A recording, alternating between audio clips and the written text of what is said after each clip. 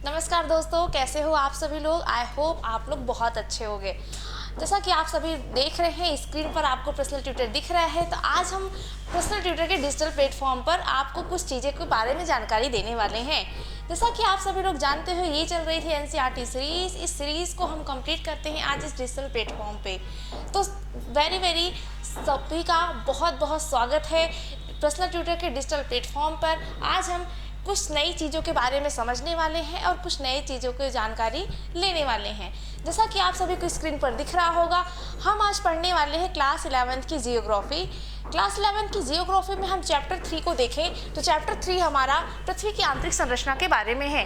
पृथ्वी की आंतरिक संरचना के बारे में हम डिटेल से इस पूरे लेक्चर में डिस्कस करने वाले हैं कि पृथ्वी की आंतरिक संरचना में क्या क्या चीज़ें होती हैं, पृथ्वी की उत्पत्ति के साथ कौन कौन सी चीज़ों में इस पृथ्वी की आंतरिक संरचना बनने में हिस्सा था। इन सभी बातों के बारे में आज हम इस वीडियो में डिस्कस करने वाले हैं। तो फटाफट वीडियो को लाइक कर लीजिए, हमारे चैनल को सब्सक्राइब कर लीजिए, ताकि आपको बहुत ही इंपॉर्टेंट नोटिफिकेशन जब भी नए लेक्चर्स अपलोड हों तो आपको नोटिफिकेशन जरूर मिला करे। तो स्टार्ट करते हैं लेक्चर पृथ्वी की आंतरिक संरचना के बारे में। पृथ्वी की आंतरिक संरचना के बारे में अगर हम बात करें तो हम पृथ्वी की आंतरिक संरचना की अगर हम बात करें तो पृथ्वी की आंतरिक संरचना में पृथ्वी की जो उत्पत्ति के साथ पृथ्वी का जो फॉर्मेशन होता है, यानी पृथ्वी बनी कैसे है, उनमें कौन कौन पदार्थों का किस किस पदार्थों का कितना रेशियो है, कितना अनुपात है, इन सभी बातों की चर्चा हम पृथ्वी की आंतरिक संरचना के चैप्टर में करने वाले हैं। ये chapter class 11th NCERT chapter geography का है। ठीक है, आगे बढ़े।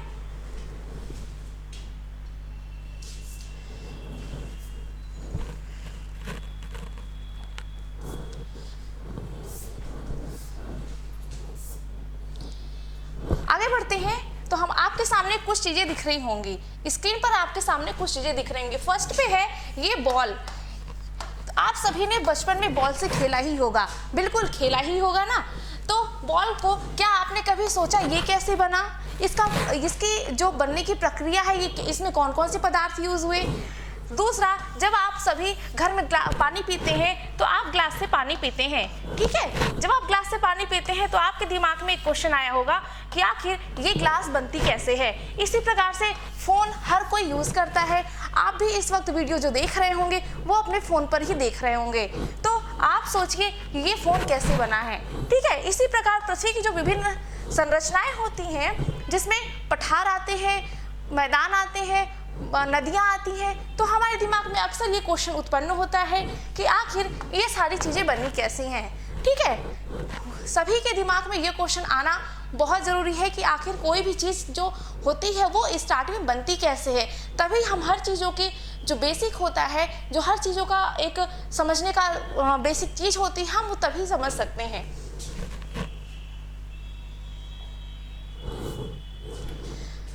अब बात करते हैं अपनी पृथ्वी की। पृथ्वी जिस पर आज हम यहाँ पर रह रहे हैं, जिस पर आज हम यहाँ पे खड़े हैं, जिस पे हमारा घर बना हुआ है, वह पृथ्वी है। पृथ्वी हमारे सौर मंडल का एक ग्रह है। जैसा कि आप सभी को पता है, सौर मंडल में 8 ग्रह होते हैं, जिनमें से हमारी पृथ्वी भी है। पृथ्वी को नीला ग्रह भी कहा जाता है। मैं आपको बता देती हूँ पृथ्वी को नीला ग्रह क्यों कहा जाता है। तो आप सभी लोग बताइए मुझे कमेंट सेक्शन में कि पृथ्वी को नीला ग्रह क्यों कहा जाता है। ठीक है, ये सभी जितने भी लोग ये वीडियो देख रहे हैं, आप लोग देखेंगे कि आपके भी दिमाग में ऐसा क्वेश्चन उत्पन्न हो रहा होगा कि पृथ्वी की संरचना किस प्रकार से होती है, पृथ्वी का जो फॉर्मेशन होता है, जो बनने की प्रक्रिया होती है, किन किन चीज़ों की उसमें पदार्थों की समान होती है, उन सभी की चीज़ों के बारे में हम आज इस वीडियो में पढ़ने वाले हैं। तो आपके दिमाग में भी ये क्वेश्चन आना चाहिए कि पृथ्वी की जो बनने की प्रक्रिया है वह किस प्रकार से होती है। पृथ्वी, मैंने अभी आपको बताया, पृथ्वी हमारे सौर मंडल का ग्रह है। ठीक है, पृथ्वी हमारे सौर मंडल का ग्रह है, या नीला ग्रह भी कहा जाता है। देख रहे हैं ना, सौर मंडल का एकमात्र ग्रह जहाँ पे जीवन की संभावनाएं हैं वह हमारी पृथ्वी ही है। जहाँ पर आज हम खड़े हैं, जहाँ पर आप इस वक्त आप वीडियो देख रहे हैं, वह पृथ्वी पर ही आप देख रहे हैं। ठीक है, तो हम आज इसी पृथ्वी के बारे में डिटेल से चर्चा करने वाले हैं इस वीडियो में। आपके लिए, आप सभी लोगों के लिए एक इन्फॉर्मेशन है इस वीडियो की PDF आपको इस टेलीग्राम चैनल पर मिलेगा। टेलीग्राम चैनल पर ज्वाइन हो जाएं और सभी PDFs को यहाँ से आप ले सकते हैं। साथ ही ये टेलीग्राम चैनल पर आपको 6 to 12 सभी NCERTs के PDF मिलेंगे। साथ ही 6 to 10th क्लास के आपके क्वेश्चन आंसर भी इस टेलीग्राम में चैनल पर मिलेंगे।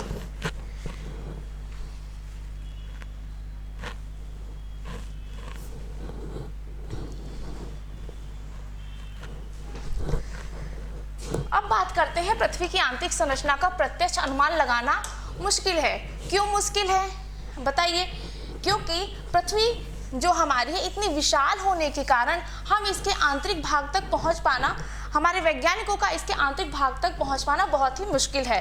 लेकिन फिर भी हमारे वैज्ञानिकों ने, हमारे होनहार वैज्ञानिकों ने हमारी पृथ्वी की आंतरिक संरचना के बारे में हमें कुछ जानकारियां प्रदान की हैं।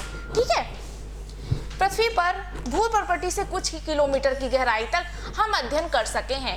यानी जो हमारे वैज्ञानिक हैं वह पृथ्वी पर भूपर्पटी, पृथ्वी की सबसे जो ऊपरी परत होती है, ये परत सभी को दिख रहा है ना, पृथ्वी की सबसे ऊपरी परत क्या कहलाती है? भूपर्पटी कहलाती है।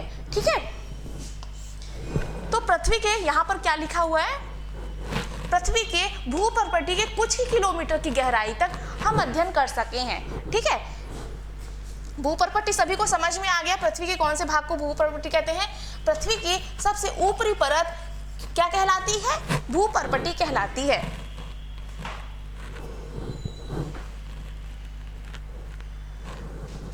अब पृथ्वी की आंतरिक संरचना के बारे में अगर हम अध्ययन करने की बात कर रहे हैं तो हमारे पास हमारे अध्ययन करने के मतलब इसको पृथ्वी की आंतरिक संरचना को समझने के लिए हमारे पास दो साधन हैं। पहला साधन एक अप्राकृतिक साधन है, दूसरा प्राकृतिक साधन है। अप्राकृतिक साधन में हमारे कौन कौन से आते हैं? जिसमें आता है घनत्व, ठीक है, जिसे हम डेंसिटी कहते हैं। दूसरा आता है दाब, जिसे हम प्रेशर कहते हैं। और तीसरा आता है तापमान, जिसे हम टेम्परेचर कहते हैं। ठीक है,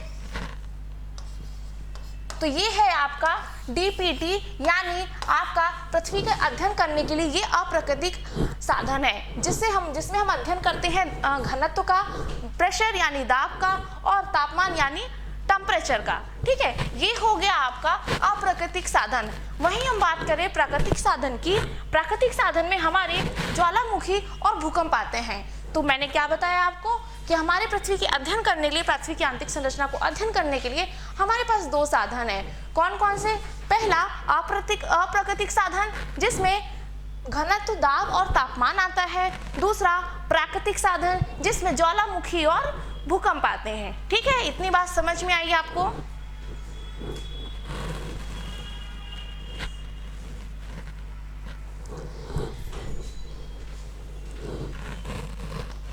मैंने अभी आपको बताया कि पृथ्वी की जो हमने अध्ययन किया है, हमारे वैज्ञानिकों द्वारा अध्ययन हुआ है, उसमें पृथ्वी के अध्ययन का हमने भूपर्पटी के कुछ ही किलोमीटर तक का अध्ययन किया है। ठीक है, पृथ्वी के केंद्र तक पहुंच कर उसका निरीक्षण कर सकें अथवा वहां के पदार्थों का एक नमूना प्राप्त कर सकें। यानी यह हमारे वैज्ञानिकों के लिए यह असंभव रहा है कि वहां पर पृथ्वी के केंद्र तक पहुंच सकें, पृथ्वी के केंद्र पर जाकर वहां के पदार्थों का नमूना यानी सैंपल ले सकें। ठीक है, फिर भी यह आश्चर्य से कम नहीं कि ऐसी परिस्थितियों में हमारे वैज्ञानिक हमें यह बताने में सक्षम हुए हैं कि भूगर्भ की संरचना कैसी है और कितनी गहराई पर किस प्रकार के पदार्थ पाए जाते हैं। लेकिन इतनी कठिनाइयों के बाद भी हमारे होनहार वैज्ञानिकों ने ये कर दिखाया और हमारे लिए बहुत सारी जानकारियाँ उपलब्ध कराई है।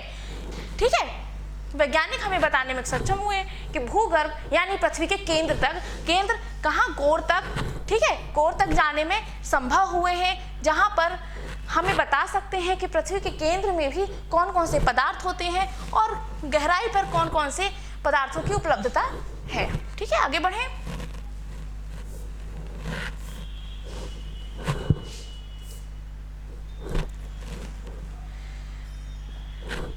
पृथ्वी की आंतरिक संरचना का सबसे महत्वपूर्ण स्रोत जो है वह भूकंप विज्ञान को माना गया है। अब भूकंप से आप सभी लोग परिचित हैं कि नहीं परिचित हैं? तो सभी लोग मुझे कमेंट सेक्शन में लिखकर बताइए भूकंप किसे कहते हैं, फटाफट लिखकर बताइए। तो हम यहाँ क्या पढ़ रहे हैं, पृथ्वी की आंतरिक संरचना। पृथ्वी की आंतरिक संरचना का सबसे महत्वपूर्ण जो स्रोत माना गया है वह भूकंप को माना गया है। ठीक है, क्यों? क्योंकि भूकंप की जो उत्पत्ति होती है वह पृथ्वी के केंद्र से उत्पन्न होता है। ठीक है, इसलिए पृथ्वी की आंतरिक संरचना का सबसे महत्वपूर्ण स्रोत जो है वह किसको माना गया है, भूकंप विज्ञान को माना गया है। तो हम सबसे पहले क्या करते हैं, भूकंप के बारे में कुछ चीजों को समझते हैं।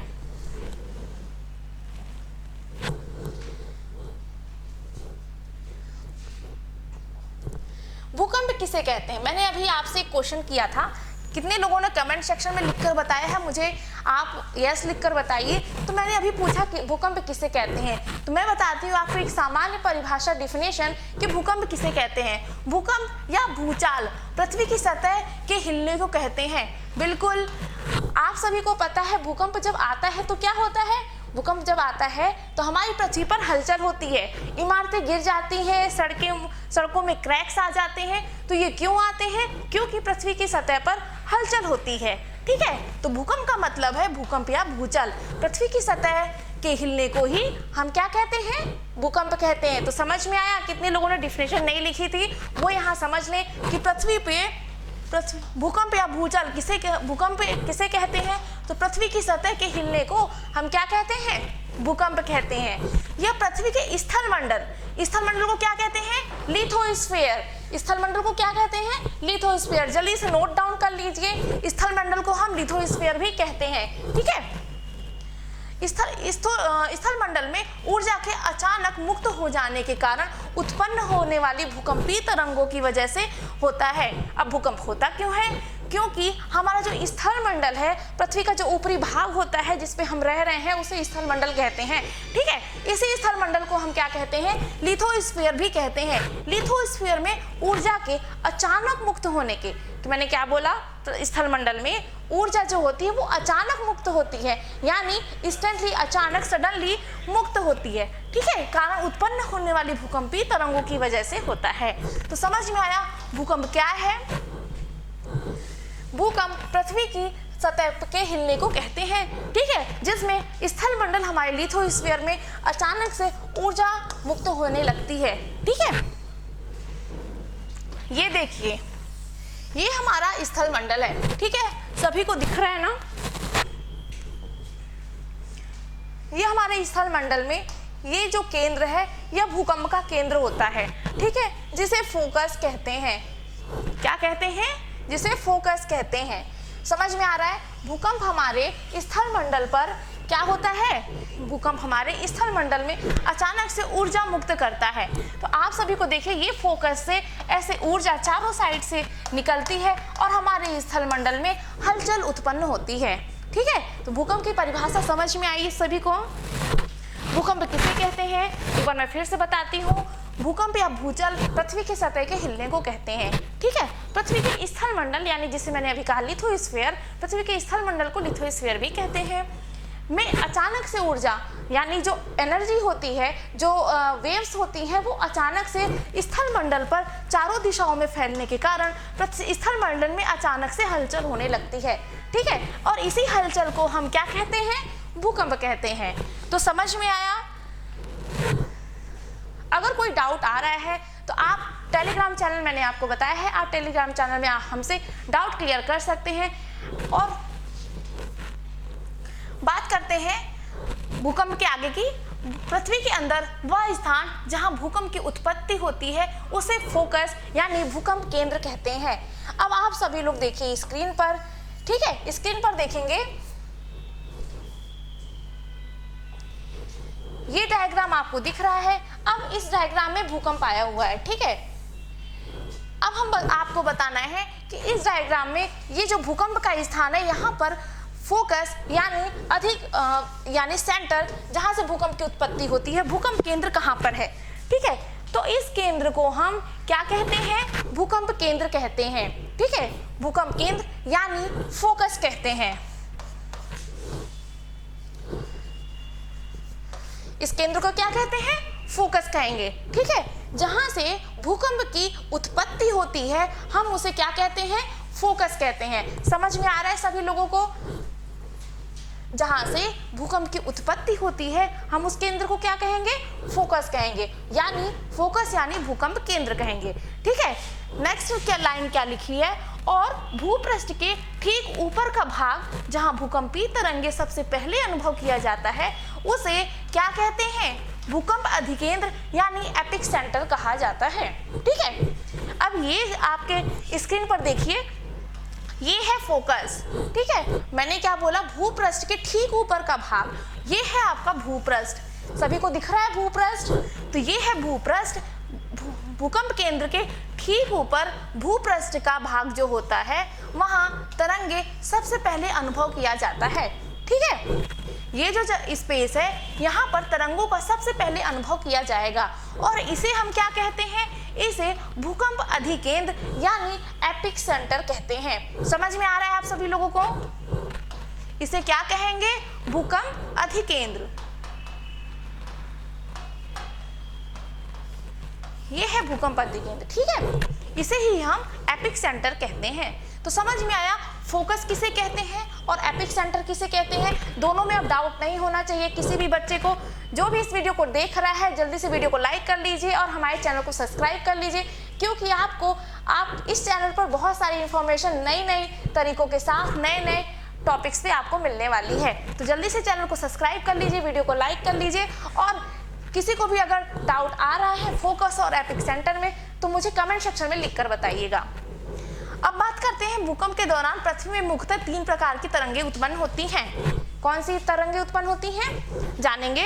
अब भूकंप जो होता है मुख्यतः क्यों उत्पन्न होता है? क्योंकि जो तरंगें हैं वह अचानक से जब पृथ्वी के यानी स्थल मंडल लिथोस्फीयर में उत्पन्न होती है तब हलचल होता है। अब ये तरंगें कौन कौन सी होती हैं इनके बारे में समझते हैं।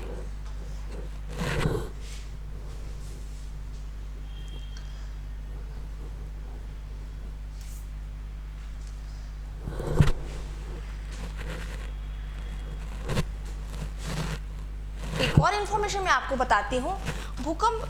इस भूकंपीय तरंगों के जो मापन होता है, अब तरंगों के पढ़ने से पहले हम थोड़ा इसके बारे में जानते हैं कि भूकंपीय तरंगों को जो मापने का यंत्र होता है उसे क्या कहते हैं। इसके अंतर्गत भूकंपीय तरंगों के सिस्मोग्राफ द्वारा मापा जाता है।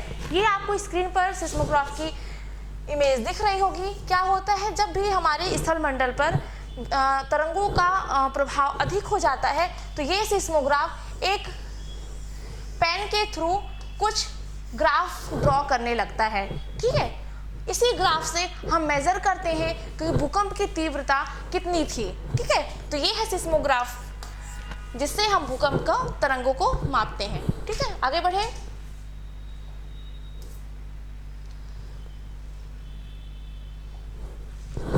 अब बात करते हैं तरंगे। मैंने अभी बताया था कि भूकंपीय तरंगे कौन सी होती हैं। तो बात करते हैं हम भूकंप तरंगों की। भूकंप क्या होता है? भूकंप पूरा तरंगों पर ही, जो भूकंप आने की जो प्रक्रिया होती है वह तरंगों पर ही रहती है। तो प्राथमिक अथवा अनुदैर्घ्य तरंग, जिसे पहली जो तरंग है वह क्या कहलाती है? प्राथमिक अथवा अनुदैर्घ्य तरंग। प्राथमिक अथवा अनुदैर्घ्य तरंग क्या होता है? जिसे हम पी तरंग भी कहते हैं। ठीक, क्या कहते हैं? पी तरंग भी कहते हैं। ठीक है, पी तरंगों का संचरण वेग सबसे अधिक होता है। सबसे इंपॉर्टेंट बात, जो हमारी प्री यानी प्राथमिक तरंग होती है जिसे हम अनुदैर्घ्य तरंग भी कहते हैं, तो इन तरंगों का वेग क्या होता है? सबसे अधिक होता है। ठीक है, समझ में आई बात? तो पी तरंगों का वेग सबसे अधिक होता है। पृथ्वी के भीतर भूकंप केंद्र से प्रारंभ होकर पृथ्वी के ठोस, तरल और गैसीय सभी प्रकार के क्षेत्रों को पार करती हुई भूपृष्ठ के ऊपर अन्य किसी तरंग से पहले पहुंचती है। तो कभी कभी हमारे पास एक क्वेश्चन आता है जनरली कि सबसे पहले जो भूकंपीय तरंगे होती हैं उनमें कौन सी तरंग सबसे पहले पहुंचती है। ठीक है, तो हमारा आंसर होगा पी तरंग, जिसे हम प्राथमिक तरंग और अनुदैर्घ्य तरंग भी कहते हैं। ठीक है, समझ में आई बात? प्राथमिक तरंग और अनुदैर्घ्य तरंग के बारे में कि ये पी के नाम से भी जानी जाती हैं। ठीक है, और पृथ्वी के भीतर भूकंप केंद्र से प्रारंभ होकर, मैंने केंद्र बताया था ना आपको, फोकस, तो जो फोकस होता है वहां से प्रारंभ यानी शुरू होकर पृथ्वी के ठोस, जो सॉलिड पार्ट होता है, तरल, तरल में कौन से सब आएंगे पार्ट, तरल में आप पृथ्वी के पार्ट बताओ तो जैसे समुद्र का पार्ट होता है, और गैसी सभी प्रकार के क्षेत्रों को पार करती हुई यह किसी भी तरंग से पहले पहुंचती है। ठीक है, समझ में आया?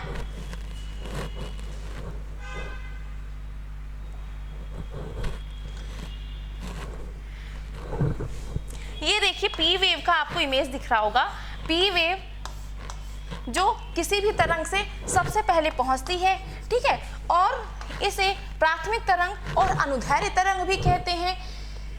और ये होता है एस वेव, यानी जिसको एस तरंग कहते हैं। अब एस तरंग के बारे में पढ़ते हैं।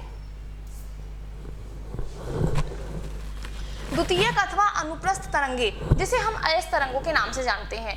अब द्वितीयक हमने अभी प्राथमिक तरंग के बारे में पढ़ा, जिसे हम अनुदैर्ध्य तरंग कहते थे, और द्वितीयक एस तरंग जो होती है, एस वेव जो होती है, उसे द्वितीयक अथवा अनुप्रस्थ तरंगे एस तरंगों के नाम से जाना जाता है। ठीक है, एस तरंगों का संचरण वेग अपेक्षाकृत पी तरंगों की तुलना में कम होता है। तो पी तरंगों के बारे में अभी मैंने बताया था कि पी तरंगे किसी भी तरंग से सबसे पहले पहुंचती है, वहीं जो एस तरंग है उसका संचरण वेग पी की अकॉर्डिंग, यानी पी के कंपैरिजन में उसके कम होता है। ठीक है, एस तरंग सिर्फ ठोस माध्यम से ही गुजर सकती है। अब पी तरंग में क्या होता था? पी तरंग ठोस, सॉलिड, गैस और लिक्विड किसी भी चीज पे से गुजर सकती थी, लेकिन जो एस तरंग होती है यानी ठोस तरंग होती है वह सिर्फ कहाँ से गुजर सकती है? जो एस तरंगे हैं वह सिर्फ ठोस जगह माध्यम से ही गुजर सकती हैं।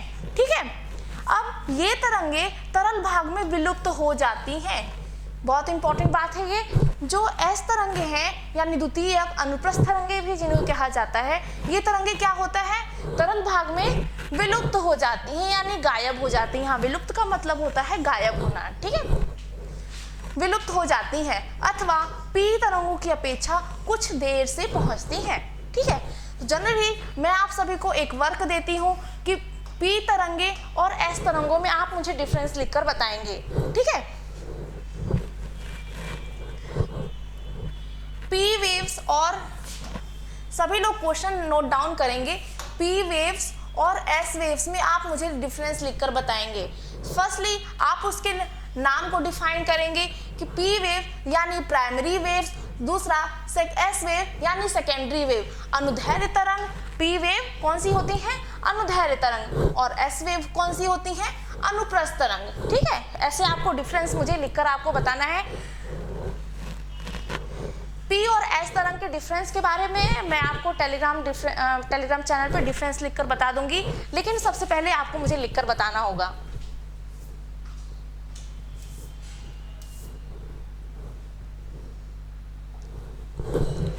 अब बात करते हैं तृतीयक यानी थर्ड जो हमारी तरंग है, कौन सी है?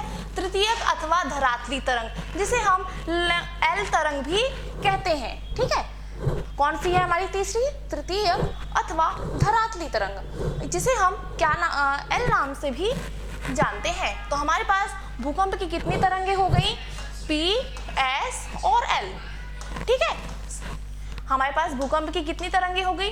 पी, एस और एल। याद रखने का बहुत सिंपल सा तरीका है, आप भूकंपी तरंगों को पी, एस और एल के नाम से भी याद रखेंगे तो आपको कभी ये भूलेगा नहीं। पी प्राइमरी तरंग, एस सेकेंडरी तरंग और एल कौन सी हो गई? तृतीयक अथवा धरातली तरंग। ठीक है, लैंड वेव्स जिसे कहते हैं, एल तरंग के नाम से प्रचलित हैं। एल तरंगों का संचरण पी और एस तरंगों की तुलना में काफी कम होता है। अब जो एल तरंगे होती हैं, हमारी एल वेव्स हैं, वो पी और एस की तुलना में काफी कम होती हैं। उनका जो वेग है, मतलब जो पहुंचने की गति है, वह पी और एस की तुलना में काफी कम होती है। ये भूकंप अधिकेंद्र से उत्पन्न होकर धीरे धीरे आगे बढ़ती हैं। जैसा कि हमने पहले पी और एस के बारे में पढ़ा, तो सबसे पहले कौन पहुंचती है? पी पहुंचती है, फिर एस पहुंचेगी और सबसे लास्ट में कौन पहुंचेगी? एल। ठीक है, तो भूकंप अधिकेंद्र से उत्पन्न होकर धीरे धीरे आगे बढ़ती हैं। ठीक है, और धरातल पर सीमित ही रहती हैं, यानी जो एल तरंगे हैं इनका जो एरिया है यह सीमित होता है, यानी ये बहुत विस्तृत एरिया में नहीं फैलती। ठीक है, समझ में आया आप सभी लोगों को? तो हमारे पास 3 तरंगे हमने पढ़ लिया, कौन कौन सी? P, S और L। तीनों तरंगों में कोई डिफरेंस, कोई डाउट है तो आप कमेंट सेक्शन में मुझे लिखकर बताइएगा, हालांकि डाउट नहीं होना चाहिए। अब हमने भूकंप पढ़ लिया, अब हम जानते हैं कि पृथ्वी की आंतरिक संरचना में कौन कौन से भाग होते हैं। पृथ्वी की आंतरिक संरचना में हमने कौन कौन सी चीजें पढ़ ली? मैंने आपको बताया था कि पृथ्वी को जो आंतरिक संरचना के बारे में जानने के साधन है वो 2 होते हैं। कौन से? अप्राकृतिक और प्राकृतिक। अप्राकृतिक में कौन आता है? दाब आता है, घनत्व आता है और तापमान आता है। और वहीं प्रकृति में कौन सा आता है? भूकंप और ज्वालामुखी। हमने दोनों को बारे में थोड़ा थोड़ा समझ लिया। अब जानते हैं पृथ्वी की आंतरिक संरचना के बारे में। रासायनिक संरचना के आधार पर पृथ्वी के परतों को 3 भागों में बांटा गया है। किसमें? रासायनिक संरचना के आधार पर पृथ्वी के परतों को 3 भागों में बांटा गया है। बिल्कुल हम देख सकते हैं पृथ्वी की 3 परतें। ठीक है, ये सभी को 3 परतें दिख रही हैं। सबसे ऊपरी परत जो होती है वह है क्रस्ट। हम सबसे ऊपरी परत को क्या कहते हैं? क्रस्ट कहते हैं। सबसे ऊपरी परत को हम क्या कहते हैं? क्रस्ट कहते हैं। दूसरी परत को हम क्या कहेंगे? मेंटल। ठीक है, दूसरी परत को हम क्या कहेंगे? मेंटल। और सबसे अंदर की परत, जो सबसे अंदर की परत होती है, उसे हम कोर कहते हैं। तो ये थी पृथ्वी की आंतरिक संरचना, जो 3 परतों में रासायनिक आधार पर यह 3 भागों में बटी हुई है। ठीक है, तो यहाँ पर यही बताया गया है कि पृथ्वी के परतों को 3 भागों में बांटा गया है। इसके अनुसार भूपृष्ठ का ऊपरी भाग तलछटी अथवा अवसादी चट्टानों से बना है। ठीक है, तो जो पृथ्वी का सबसे ऊपरी भाग होता है, ये वाला पार्ट,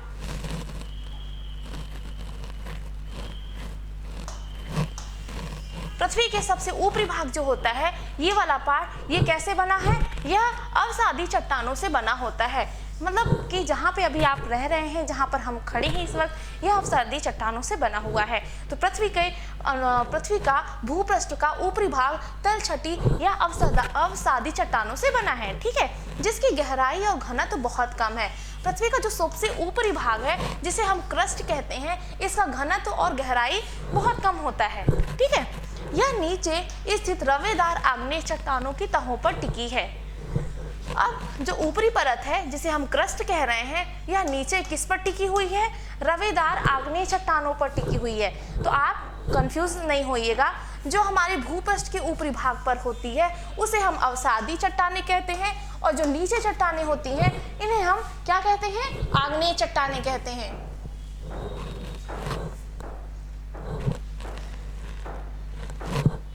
अब बात करते हैं ऊपरी परत, जिसे मैंने अभी आपको क्रस्ट बताया था।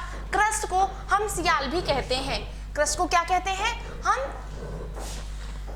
सियाल भी कहते हैं। बीच वाली परत यानी मध्यवर्ती परत को हम क्या कहते हैं? मेंटल, जिसे हम सीमा भी कहते हैं। और सबसे भीतरी परत जिसे हम कोर, और कोर को कहते हैं हम नीफे। तो ये हो गया सियाल, ये हो गया सीमा, और ये हो गया नीफे। सियाल, सीमा, नीफे क्यों कहते हैं, हम अभी इसके बारे में आगे चर्चा करेंगे। तो समझ में आया आपको कि अगर आपसे कोई पूछता है कि भूपर्पटी के ऊपरी भाग को क्रस्ट के अलावा और किस नाम से जानते हैं, तो आप बताएंगे सियाल नाम से। ठीक है, मध्यवर्ती परत में मेंटल के अलावा हम किस और नाम से जानते हैं? तो सीमा। और इसी प्रकार से जो भीतरी परत होती है, यानी हमारा कोर है, कोर को हम नीफे नाम से भी जानते हैं। समझ में आ रहा है आप सभी लोगों को? तो एक बार फिर से बताइए, जो ऊपरी परत है इसे हम कहेंगे सियाल, इसे हम कहेंगे क्या? सीमा, और यह कहलाएगी हमारी कोर नीफे। ठीक है, क्लियर हुआ?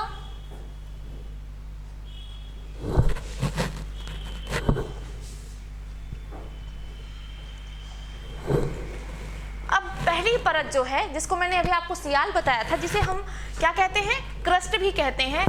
पहली परत सियाल। ठीक है, ऊपरी तल छठी चट्टानों के नीचे जो परत मिलती है उसे मुख्यतः ग्रेनाइट चट्टानें पाई जाती हैं। अब यह हमारी पृथ्वी की सबसे ऊपरी परत है, जिसे हम क्रस्ट कहते हैं। क्रस्ट को ही हम क्या कहते हैं? सियाल कहते हैं। अब इस सियाल के जो चट्टानें मिलती हैं, यह किस प्रकार की मिलती हैं? उसमें मुख्यतः ग्रेनाइट चट्टानें मिलती हैं। कौन सी चट्टानें मिलती हैं? ग्रेनाइट चट्टानें मिलती हैं। चट्टानों के बारे में आगे मैं आपको एक पूरा वीडियो डिस्कस करूंगी, जिसमें आपको सभी प्रकार की चट्टानों के बारे में बताऊंगी। तो अभी आप यहाँ पर समझ लीजिए कि जो क्रस्ट के ऊपरी भाग में हमें चट्टानों की उपस्थिति मिलती है, यह कौन सी मिलती है? क्रस्ट। ठीक है, जिसमें सिलिकॉन और एल्यूमीनियम तत्वों की प्रधानता होती है। इसमें क्या होती है? सिलिकॉन और एल्यूमीनियम। तो हमने अभी आपको बताया था कि भूपर्वती की सबसे जो ऊपरी परत होती है उसे सियाल कहते हैं। और सियाल कहते हैं तो आपके दिमाग में ये क्वेश्चन आना चाहिए था कि आखिर ये सियाल नाम क्यों है? तो वो नाम क्यों है? क्योंकि यहाँ पर सिलिकॉन और एल्यूमीनियम तत्वों की प्रधानता होती है। तो सिलिकॉन का ये Si हो गया और एल्यूमीनियम का Al हो गया, तो बन गया सियाल। ठीक है, समझ में आया अब आपको कि भूपर्वती की ऊपरी परत को सियाल क्यों कहते हैं? क्योंकि वहां पर सिलिकॉन और एल्यूमीनियम तत्वों की प्रधानता होती है। तो अब शायद आपको कभी इसमें डाउट नहीं होगा या फिर कभी भूलेगा नहीं कि सिलिकॉन और एल्यूमीनियम तत्वों की प्रधानता किस परत में पाई जाती है। ठीक है, इन तत्वों के रासायनिक संकेत क्रमशः Si और Al हैं। ठीक है, एक के जोड़कर सियाल शब्द का निर्माण किया गया है। ठीक है, समझ में आया सियाल शब्द का निर्माण किस प्रकार से हुआ है? इस परत का घनत्व कितना होता है? 2.7 से 2.9 तक होता है।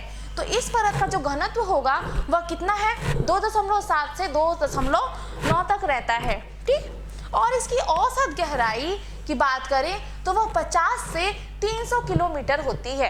किसकी हम बात कर रहे हैं? सियाल की। सियाल यानी क्रस्ट। ठीक है, जिसे हम क्रस्ट भी कहते हैं।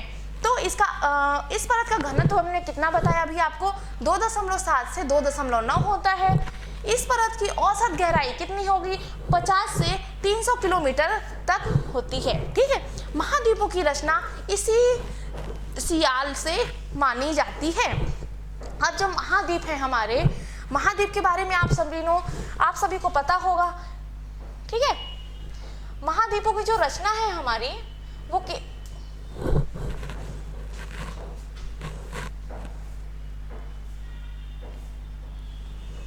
जो हमारे महाद्वीपों का निर्माण है वह किस परत में मानी जाती है? वह सियाल से हुई मानी जाती है। ठीक है, तो समझ में आया, ये थी पूरी चीजें सियाल के बारे में।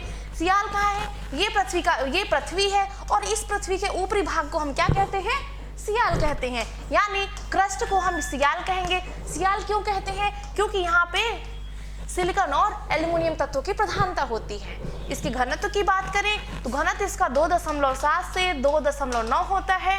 ठीक है, और वहीं गहराई की बात करें तो गहराई 50 से 300 किलोमीटर तक होती है। आगे बढ़े, सियाल के बाद आता है सीमा। सीमा की बात करते हैं। सियाल के नीचे जो परत मिलती है हम उसे क्या कहते हैं? सीमा कहते हैं। सियाल के नीचे जो परत होती है उसे सीमा कहते हैं। और ये मुख्यतः किसकी बनी होती है? बेसाल्ट चट्टानों की बनी होती है। ठीक है, किस चट्टान की बनी होती है? बेसाल्ट चट्टानों की बनी होती है। तो मैंने आपको बताया हुआ अभी जस्ट बताया कि जो हमारा सियाल है वहाँ पर कौन सी चट्टानें पाई जाती हैं? वहाँ पर ग्रेनाइट चट्टानें पाई जाती हैं। और यहाँ पर कौन सी चट्टानें पाई जाती हैं? बेसाल्ट चट्टानें पाई जाती हैं। डिफरेंस आपको समझ में आ रहा है? अब इसमें क्या होता है? सिलिकॉन और मैग्नीशियम होता है। क्या होता है? सिलिकॉन और मैग्नीशियम पाया जाता है। तत्वों की प्रधानता होने के कारण हम इसे सीमा कहते हैं। क्यों? Si से ये हो गया सिलिकॉन और Ma से क्या हो गया? मैग्नीशियम, तो बन गया ना सीमा। सिलिकॉन और मैग्नीशियम तत्वों की प्रधानता होती है। ठीक है, इन दोनों के प्रारंभिक अक्षरों से सीमा शब्द का बना है। ठीक है, इन दोनों के प्रारंभिक अक्षरों से क्या बना है? सीमा शब्द का निर्माण हुआ है।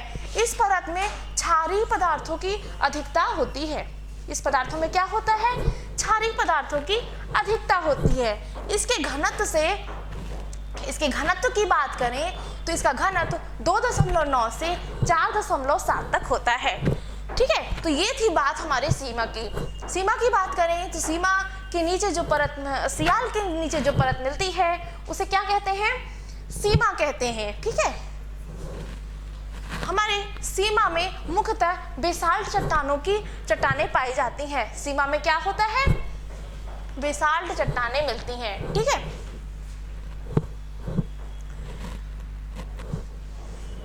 ये है सियाल। किसके नीचे मिलेगी? सियाल के नीचे कौन मिलेगा? सीमा। ठीक है, ये हमारा क्रस्ट है। हम क्रस्ट को क्या कहते हैं? सियाल कहते हैं। मेंटल वाला जो पार्ट होता है उसे सीमा कहते हैं।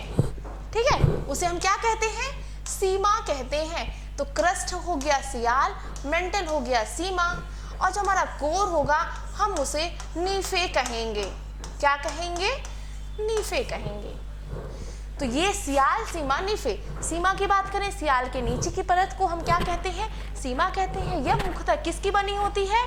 बेसाल्ट चट्टानों की बनी होती है। कौन सी चट्टानें यहाँ पाई जाती हैं? बेसाल्ट चट्टानें पाई जाती हैं। सिलिकॉन और मैग्नीशियम, यहाँ कौन कौन से तत्वों की प्रधानता होती है? सिलिकॉन और मैग्नीशियम। ठीक है, इन दोनों के प्रारंभिक अक्षरों को मिलाकर, जैसा कि आप समझ गए होंगे अब तो, कि ये हो गया सिलिकॉन Si और ये हो गया Ma। सिलिकॉन और मैग्नीशियम दोनों शब्दों को मिलाकर ये बना है शब्द सीमा। ठीक है, घनत्व की बात करें, इसका घनत्व जो होता है वह 2.9 से 4.7 तक होता है। घनत्व की बात करें तो घनत्व हमारा 2.9 से 4.7 तक होगा। इसकी गहराई जो होती है वह 1000 से 2000 किलोमीटर तक होती है। वहीं अभी मैंने आपको बताया था कि जो हमारा सियाल है उसकी गहराई कितनी है? 50 से 300 किलोमीटर है। ठीक है, 50 से 300 किलोमीटर है ना, लेकिन वह हमारे सीमा की जो गहराई है वह 1000 से 2000 किलोमीटर तक मिलती है। इस परत से ज्वालामुखी विस्फोट के समय लावा, गैस और राख बाहर आते हैं। तो हमारी जो मेंटल वाला पार्ट है जिसे हम क्या कहते हैं? सीमा कहते हैं। और इस सीमा में ही जब ज्वालामुखी विस्फोट होते हैं, ये देखिए ये ज्वालामुखी है, ये ज्वालामुखी जब विस्फोट होता है तो इसमें से ये जल जो वाष्प निकल रहा है, जो लावा निकल रहा है, वह इसी परत से निकलते हैं। कौन सी परत से? मेंटल से। ठीक है, समझ में आया कि ज्वालामुखी विस्फोट के समय जो लावा निकलती है, जो गैस निकलती है, जो राख निकलती है, वह कहाँ से निकलती है? वह सीमा वाली परत से निकलती हैं, जहाँ पर सीमा में सिलिकॉन और मैग्नीशियम तत्वों की प्रधानता होती है। तो आई होप आपको वीडियो बहुत अच्छे से समझ में आ रहा होगा, चीज़ें बहुत अच्छे से क्लियर हो रही होंगी। कोई भी डाउट आ रहा हो तो आप कमेंट सेक्शन में मुझे लिख कर बताइएगा। टेलीग्राम चैनल पर आप जुड़िए, आपको ये PDF टेलीग्राम चैनल पर मिल जाएगी।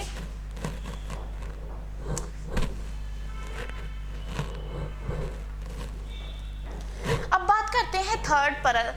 जो थर्ड लेयर है हमारी वो कौन सी है? नीफे है। नीफे, ठीक है, थर्ड परत को हम क्या कहते हैं? नीफे कहते हैं। नीफे हमारी कोर को हम क्या कहते हैं? नीफे। ठीक है, यह पृथ्वी की सबसे भीतरी परत या केंद्रीय भाग होता है। अब ये पृथ्वी है, आपको दिख रहा होगा। पृथ्वी का जो सबसे सेंटर पॉइंट है, जो सबसे केंद्र का भाग है, इसे हम नीफे कहते हैं। और इसे नीफे के अलावा क्या कहेंगे? कोर भी कहेंगे। तो पृथ्वी का केंद्र का भाग हमारा कौन सा कहलाएगा? कोर। और कोर को हम कहते हैं नीफे। ठीक है, जिसकी संरचना निकेल और फेरियम अर्थात लोहे जैसे घने और भारी पदार्थों से हुई है। अब जो हमारा पृथ्वी का कोर है वह कौन कौन से पदार्थों से मिलकर बना है? निकेल और फेरियम अर्थात लोहे जैसे घने और भारी पदार्थ जो होते हैं, उन पदार्थों को मिलाकर हमारे कोर यानी नीफे की रचना हुई है। ठीक है, इसका नामकरण प्रथम दो Ni प्लस Fe को लेकर किया गया है। जैसा कि आप समझ गए होंगे कि Ni और Fe को मिलाकर हमारा नीफे बना है। ठीक है, इसके घनत्व की बात करें तो इसका घनत्व जो है वो 12 के आसपास रहता है। इस कोर का जो घनत्व है वह 12 के आसपास आपको मिलेगा। ठीक है, इसका अर्ध व्यास आपको 3500 किलोमीटर तक मिल जाएगा। ठीक है, तो ये थी हमारी सियाल, सीमा और नीफे। ठीक है, जिसे हम क्रस्ट, इसको क्रस्ट, मेंटल और कोर कहते हैं। तो ये थी हमारी पृथ्वी की परतों के बारे में जानकारी। कैसी लगी आपको ये जानकारी, मुझे कमेंट सेक्शन में लिख के बताइएगा। ये हमारा टेलीग्राम चैनल, इस चैनल पे आप जुड़कर हमसे PDF प्राप्त कर सकते हैं। तो आगे के वीडियो का इंतजार करिए, मिलते हैं नेक्स्ट लेक्चर में। तब तक के लिए थैंक यू।